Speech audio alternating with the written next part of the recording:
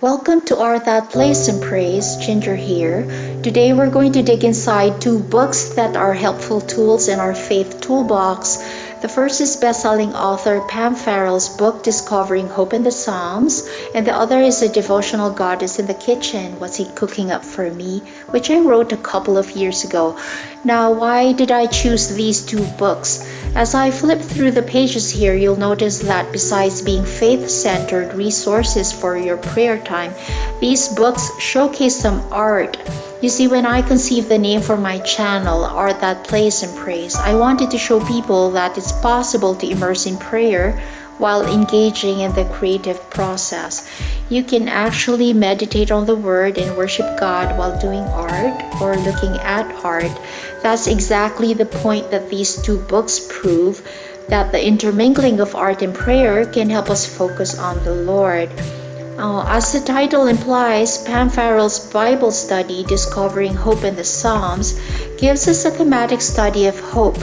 The authors focus on select chapters in the book of Psalms, like Psalm 51, 23, Psalm 71, and many others. The book's approach is unique because not only does it comfort many of us who experience despair and hopelessness on a daily basis, the book also entices us to interact with what we learn by painting on the pages. The subtitle in the cover says a creative Bible study experience. That's because it's really a book you can utilize for your creative expressions. Now, each chapter presents many coloring opportunities. Blank pages are not just for scribbling answers to guide questions. For visual people, many of us who express ourselves best through color and form, there are white spaces here that act like blank canvases for the artist.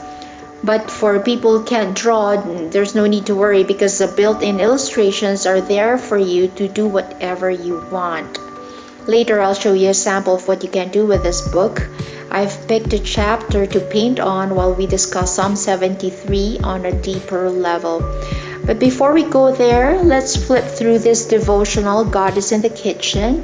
Inside are a lot of real-life stories and applications of scriptures, which are a perfect companion for your time of meditation.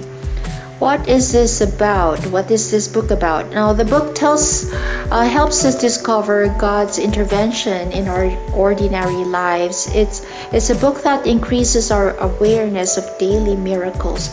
Often we don't pay attention to the presence of God while we are busy running through our to-do lists. The stories and scripture verses handpicked for this book prove that God's miracles come every day, much more often than we realize. We tend to think that miracles should be big, life-changing events like stuff you put in newspaper headlines, but the truth is, God meets us where we are. He tries to catch our attention even as we cook in the kitchen or change diapers. We just need to pay closer attention and we'll see pockets of holiness here and there. God is concerned about even the most mundane stuff that worries us. Now, people ask me why I chose the title God is in the Kitchen. Isn't it that when visitors come into our house, we bring them to the living room where everything is clean and presentable?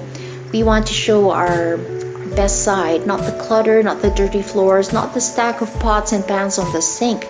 That's why we don't give our visitors a tour of the the kitchen. We don't show off our trash and say, hey, look at my garbage, isn't it lovely? Of course not. But the kitchen is the heart of the home. That's where much of the activity happens. The kitchen is sort of a metaphor for our souls. We want to invite God into the messy parts of our hearts where dirt resides. We want to show Him our real selves, not just the facade where everything is pretty and in control. We want God to dig inside us into the parts that are sinful or hopeless, the part that's suffering and out of control, so He can work on unbrokenness. As I'm flipping through the pages here, you can see how art also plays a role in this book. The typography and chalkboard style not only adds visual interest, but also highlights some of the important quotes in the chapters. Now, going back to Pam's Bible study workbook, I picked Psalm 73 because there's a verse here that resonated with me. In this video, I'll show you how we can use this book for journaling. I have a few friends who are into Bible journaling but hesitate to paint on their Bibles. It's completely understandable. Some feel bad about covering the words with art, probably because it's the only Bible they own and paint can interfere with the reading. This book, Discovering Hope, is a good alternative to Bible journaling. We can call it book journaling or art journaling, whatever you want to call it, that's okay. I prepped the page with layers of golden acrylic glazing medium to make sure nothing bleeds on the back. The pages of this book are thick, which was a surprise to me when I first received this book from Pam. But I didn't like to take risks because I'll be using a lot of water on this page, so prepping is a good thing. You can use clear gesso if you already have that at home. The glazing medium dries clear, so you don't have to worry about covering the words. This medium tends to curl the edges of the paper when dry, but don't worry about it. Once you close the book, those curls will be pressed hard enough to straighten them eventually.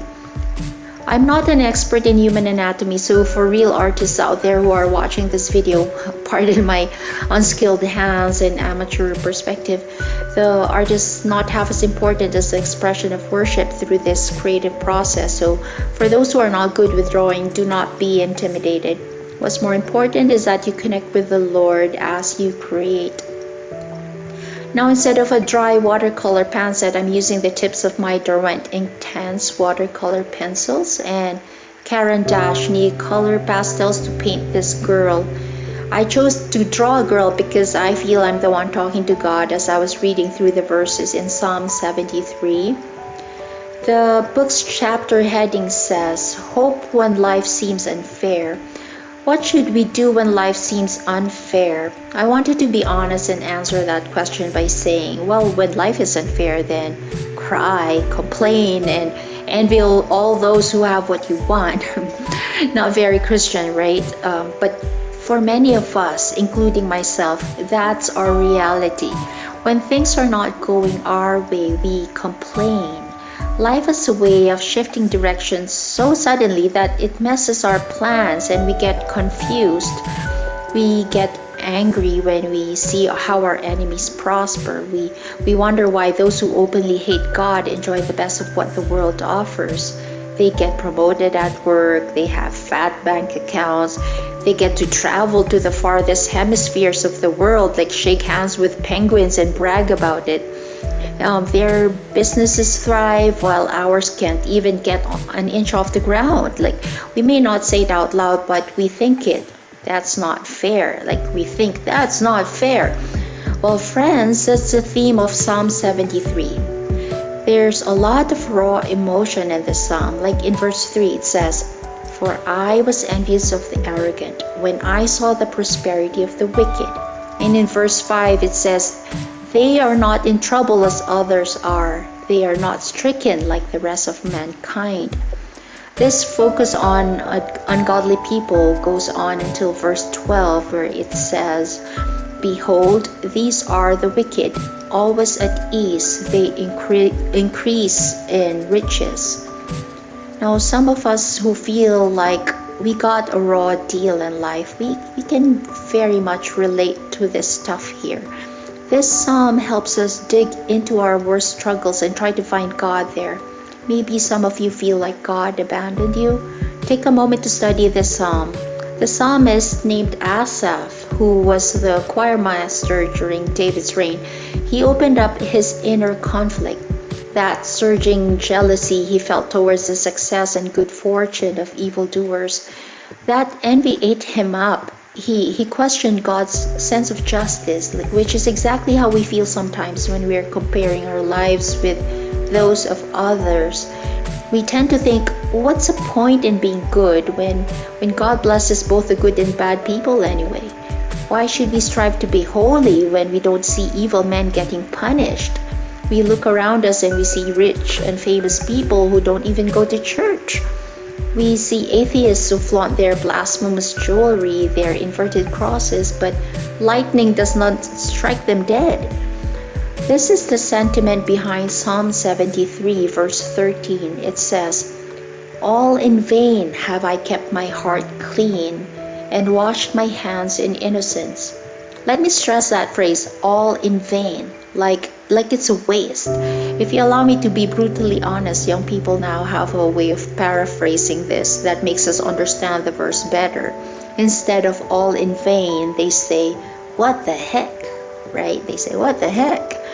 But starting from verse 15, we see a shift in the Psalm's perspective. There's some sort of enlightenment that happens, which moves Asaph away from envy into wisdom. Apparently, the ungodly life is not an abundant life after all. It's not as prolific as what the beginning verses seem to imply. We can get rid of our feelings of frustration and bitterness and stop comparing our plight with others, because evildoers will eventually fall into their ruin. They may not be destroyed now, but in the end, they will be. That's God's guarantee. Their lifestyles will catch up with them. They will be trapped in the same world that they love so much. There's no redemption for them in eternity. So, friends, I guess what I'm trying to say here is that don't feel deprived. Don't be disillusioned by the injustices you see in the news.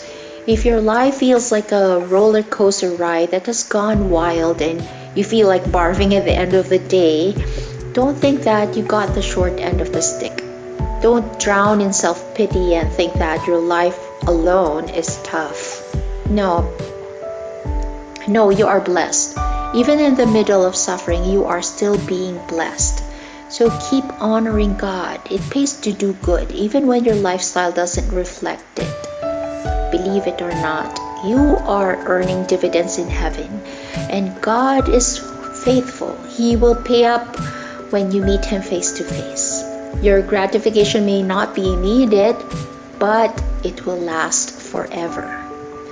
Thanks for joining me in this creative worship in Art That Plays and Prays. If you want to check out the 2 books I recommended in this video, the links are in the description box below.